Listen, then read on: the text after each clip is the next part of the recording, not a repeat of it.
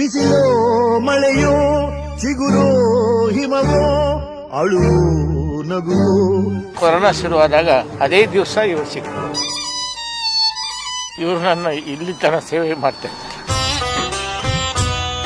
ಎಲ್ಲ ಕಥೆ ಹೇಳ್ತಿರ್ತಾರೆ ಅಶ್ವಥ್ ಅವ್ರ ಬಗ್ಗೆ. ಜೀವ ಜ್ಯೋತಿಯೇ ನನ್ನ ಒಂಟಿಯಾಗಿ ಬಿಟ್ಟು ಹೋದೆ ಯಾವ ನೀತಿಯೇ.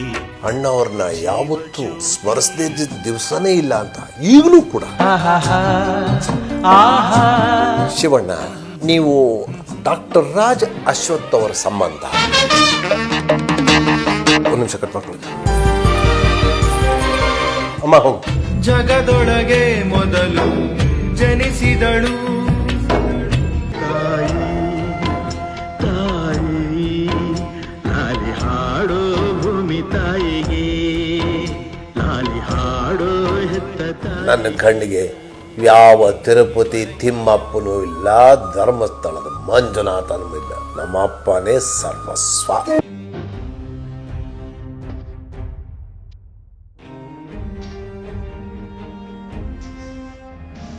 ಎಷ್ಟು ಮಟ್ಟಿಗೆ ಅವನಿಗೆ ಹುಚ್ಚಿತ್ತು ಅಂತಂದ್ರೆ, ತನ್ನ ಕುರ್ಚಿಯಲ್ಲಿ ಬೇರೆ ಯಾರು ಕೂತಿರ್ತಾರೆ ಅಂದ್ರೆ 1 ಗಂಟೆ ಆದ್ರೂ ಸಹ ನಿಲ್ತಾ ಇದ್ರು.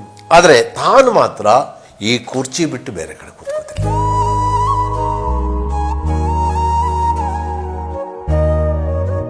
ಮನಸ್ಸಲ್ಲಿ ಏನೋ ಒಂದು ಆಸೆ ಕಂಡ್ರಿ.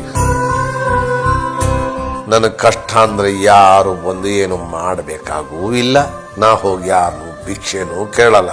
ಅಕಸ್ಮಾತ್ ಅಂತ ಸ್ಥಿತಿ ಬಂದರೆ ನನ್ನ ಪ್ರಾಣ ನಾನೇ ತಕ್ಕೋತೀನಿ. ಯಾರ ಮುಂದೆನೂ ಕೈ ಒಟ್ಟಲ್ಲ.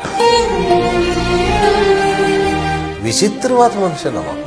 ವಿಚಿತ್ರ ಅಂದರೆ ಬಹಳ ವಿಚಿತ್ರ. ನನ್ನ ತಂದೆಯವರು ಎಷ್ಟು ಸಲ ಅವ್ರ ಮನೆಗೆ ಹೋಗಿದ್ರು, ಅದಕ್ಕೆ ಒಂದು 10ರಷ್ಟೋ 20ರಷ್ಟೋ ಸಲ ರಾಜ್ ಅವರು ನಮ್ಮ ಮನೆಗೆ ಬಂದಿದ್ದಾರೆ. ಹಲೋ ಸರ್, ವಿಷ್ಣು ಸರ್ ಹೋಗ್ಬಿಟ್ರು ಸರ್. ಯಾರ ಅಂದ ಸರ್, ನಾವು ಇಂಥ ಚಾನಲ್ನಿಂದ ಮಾತಾಡ್ತಿರೋದು ಸರ್. ವಿಷ್ಣು ಸರ್, ಹೇ ಇಡ್ರಿ ಫೋನ್, ಬೆಳಗ್ಗೆನೆ ಯಾರ್ಯಾರೋ ಹೋಗ್ಬಿಟ್ರು ಇಲ್ಲೇ ಸಲ್ಲಿದ್ದಲ್ಲ. ಇಲ್ಲ ಸಾರ್, ಟಿವಿಲಿ ಬರ್ತಿದೆ ನೋಡಿ ಸಾರ್. ದೇವರು ಹೊಸೆದ ಪ್ರೇಮದ ದಾರ ಅಂತ ಹೇಳಿದ ಕರೆಕ್ಟು. ಮುತ್ತಿನ ಹಾರದ ಕವನ. ಎಲ್ಲ ಚಿಕ್ಕವ್ರು ಹೋಗ್ತಾ ಇದ್ದಾರೆ, ಇಷ್ಟು ವಯಸ್ಸಾದ್ರೂ ನಾನಿದ್ದೀನಿ ಅಂತ ಅವರು ಒಂದು ಮಾತೇನೋ ಅಂದ್ರು. ಏನಪ್ಪ, 2 ಹೆಣ ಉರುಳ್ತು, 3ನೇದು ಯಾರ್ದು?